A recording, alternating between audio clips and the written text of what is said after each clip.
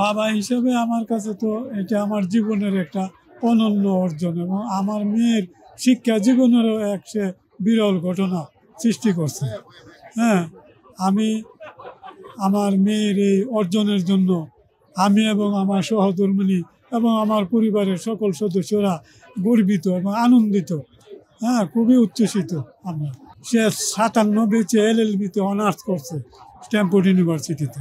সেটা গোল্ডেন 1 নম্বর, যেটা ইউনিভার্সিটির 1 নম্বর প্রাইজ যেটা। সে এখন সুইডেনের স্বামী সহ অবস্থান করতেছে।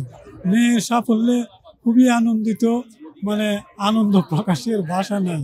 হ্যাঁ, তবে এই মেয়েরকে মানুষ করার পেছনে যে সিংহভাগ অবদান, একচ্ছত্র অবদান আমার সহধর্মিণী উদিনা হকের। এটাই আমার কাছে অনেক আনন্দ লাগছে। মেয়ে নাই, মেয়ের উপহারটা নিছি, এটাই ভালো লাগছে, অনেক আনন্দ। ভবিষ্যতে মেয়ে মানুষ শিক্ষা আরো অর্জন করবে। হ্যাঁ, তো আমার মেয়ের আছে, ইচ্ছা আছে ইন্টারন্যাশনাল লতে মাস্টার্স করবো এখানে সুইডেন, এবং সে ইন্টারমিডিয়েট লেভেলের সুইডিশ ভাষাও শিখছে সে। হ্যাঁ, দোয়া করবেন সবাই যাতে আমার মেয়ে মানব কল্যাণে জীবন উৎসর্গ করতে পারে। আমি একজন মুক্তিযোদ্ধা, যে সততা এবং ন্যায় নিষ্ঠা নিয়ে নিজেও একটা আদর্শিক জীবনের মধ্যে ছিলাম। আমি প্রশিকাতে চাকরি করছি 35 বছর। হ্যাঁ, প্রশিকাতে মানবিক উন্নয়ন সংস্থা এটা।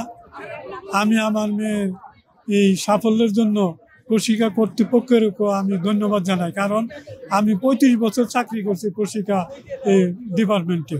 হ্যাঁ, এবং আমার সহধর্মিণীও আমার এই মেয়েকে মানুষ করার পেছনে অনেক শ্রম সাধনা, হ্যাঁ,